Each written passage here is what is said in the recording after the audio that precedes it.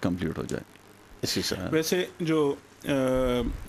مولانا جعفر شاہ پھلواروی رحمہ اللہ تھے، تو انہوں نے ایک چھوٹی سی کتاب مرتب کی تھی، یہ 50 کی دہائی میں یا 60 کی دہائی کی ابتدا میں،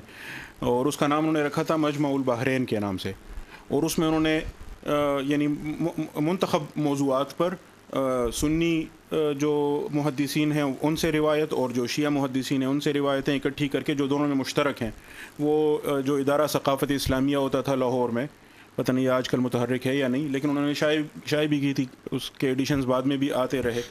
اسی طرح جو ہماری روایتی یعنی یوں کہیں کہ صدیوں پرانی کتابیں ہیں، ان میں بھی آپ کو اس طرح کی چیزیں ملتی ہیں. اب مثال کے طور پر ابن رشد کو لوگ فلاسفر کے طور پر بھی مانتے ہیں پرٹیکولرلی، یعنی اگر ہم مغرب کی بات کریں، یورپ کی بات کریں، لیکن ظاہر ہے وہ قاضی بھی تھے، اور انہوں نے فقہ مالکی میں جو کتاب لکھی، اور وہ فقہ مالکی میں ہے لیکن وہ فقہ مقارن کمپیریٹیو لا کی کتاب بن گئی ہے. تو اس میں انہوں نے یہ نہیں کیا کہ صرف حنفی، شافعی، مالکی کی آراء اکٹھی کی ہوں، بلکہ انہوں نے بہت سارے مذاہب کی آراء نقل کی ہیں، اور ان میں کچھ وہ بھی ہیں جن کا تعلق یوں کہیں کہ اہل تشیع کی اسٹریم سے ہیں. اسی طرح جو احادیث الاحکام یعنی وہ احادیث جن کا تعلق عملی احکام کے ساتھ ہے، تو ان کا ایک بڑا مشہور مجموعہ ہے بلوغ المرام کے نام سے. اس کی جو سب سے مشہور شرح ہے وہ سبل السلام کے نام سے ہے، اور جو اس کے مصنف ہیں صنعانی، ان کے متعلق کچھ لوگ کہتے ہیں شافعی تھے، کچھ کہتے ہیں زیدی تھے، یعنی اثنا عشری شیعہ نہ سے زیدی شیعہ تھے. اچھا، اب کتاب کا جو متن ہے وہ سنی عالم نے لکھا ہے، احادیث اس نے اکٹھی کی ہیں. اس کی جو شرح ہے تو وہ زیدی شیعہ نے لکھی ہے، اور اس میں ظاہر ہے وہ اپنی روایات بھی ذکر کرتے ہیں. اور وہ سبل السلام والی کتاب سنیوں کے ہاں اسلامی یونیورسٹی میں بھی ہمیں احادیث الاحکام میں وہ پڑھائی گئی تھی. تو اور اس میں وہ بار بار یعنی وہ ظاہر ہے جو اہل تشیع کے مختلف سکول فقہ میں ہیں ان کی آراء بھی ذکر کرتے ہیں. اور سچی بات یہ ہے کہ بہت سارے مسائل ایسے تھے زمانے طالب علمی میں جب یہ کتاب ہم پڑھ رہے تھے، تو اس میں جن کو وہ ہادویہ کہتے تھے، یعنی ہادی کی نسبت سے ہادویہ، تو ہادویہ اور حنفیہ کا موقف عام طور پر یعنی وہ ایک لائن پہ کھڑے ہوتے تھے، باقی دوسری سائڈ پہ کھڑے ہوتے تھے. تو اس اینگل سے تو کام کی میرے خیال سے اچھی خاصی گنجائش ہے. اور پتہ نہیں کیوں لوگوں کو اس میں دلچسپی نہیں ہوتی، اور وہ چاہتے ہیں کہ چن کر وہ چیزیں لائیں اور پھر اشتعال دلانے کے لیے اور آگ بھڑکانے کے لیے. ڈاکٹر صاحب، یہ جو ائمہ فقہ ہیں، ان کے آپس میں تعلقات کی نوعیت کیا تھی؟ ویسے میں ایک طالب علم کے طور پہ جاننا چاہ رہا ہوں، یعنی جو احناف کے تھے یا جو باقی اسکول آف تھاٹ کے تھے، یا جو اہل بیت کے بڑے گھرانے کے تھے، امام جعفر صادق ہو گئے یا باقی ہو گئے، ان کی آپس میں کیا صورت تھی؟ دیکھیں، اگر میں اہل سنت کا پہلے ذکر کروں کہ مثال کے طور پر امام ابو حنیفہ تھے، تو ان کا امام جعفر کے ساتھ تعلق، بلکہ کئی لوگوں کے نزدیک استاذ و شاگرد کا تعلق، اور کئی کے نزدیک یہ ہے کہ باہم ایک دوسرے سے استفادے کا تعلق. لیکن یہ سارے مانتے ہیں کہ ایک دوسرے کے ساتھ ان کا تعلق تھا، اور یوں کہیں کہ وہ باہمی محبت کا تو ویسے بھی تھا، لیکن علم کے لحاظ سے اور تعلم کے لحاظ سے بھی تھا آپس میں تعلق. پھر امام ابو حنیفہ کے جو شاگرد تھے امام محمد، تو وہ امام ابو حنیفہ کی وفات کے بعد امام مالک کے شاگرد بنے، پھر وہ امام مالک کے شاگردوں کے استاد بنے، اور انہوں نے امام شافعی کو یوں کہیں کہ بہت علم دیا. امام شافعی امام احمد ابن حنبل کے استاد تھے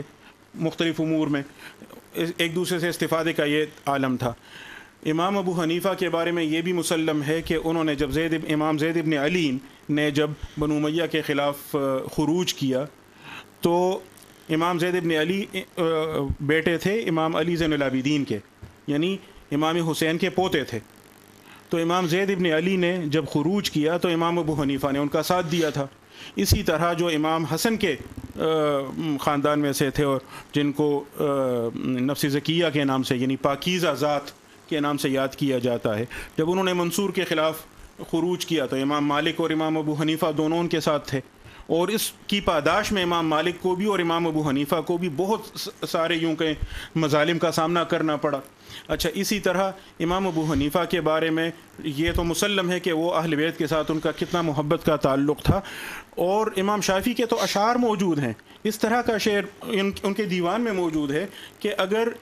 آل محمد صلی اللہ علیہ وسلم کے ساتھ محبت کو شیعیت کہا جاتا ہے تو جن و انس سب جان لیں کہ میں شیعہ ہوں۔ امام شافعی کا شعر ہے لو کان رفضا حب آل محمد فلیعلم الثقلان انی رافضی۔ تو اس طرح کہ اگر آل محمد صلی اللہ علیہ وسلم کے ساتھ محبت کو شیعیت کہا جاتا ہے تو کہتے ہیں میں سب سے بڑا شیعہ ہوں، کیونکہ ان سے محبت تو یوں کہ ہمارے ایمان کا جزو ہے۔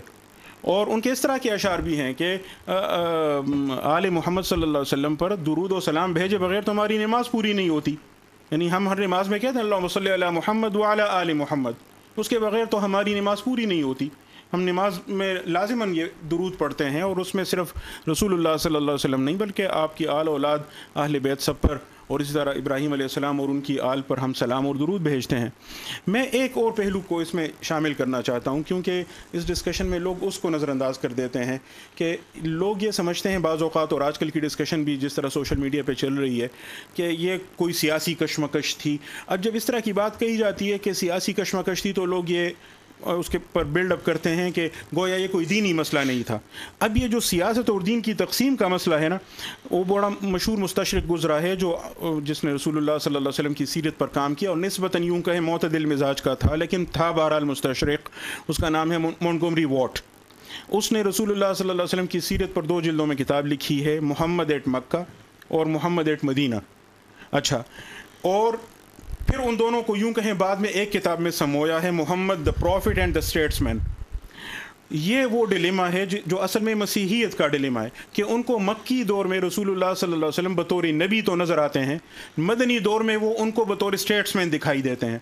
کیونکہ ان کا جو نبوت کا تصور ہے وہ گویا اللہ اللہ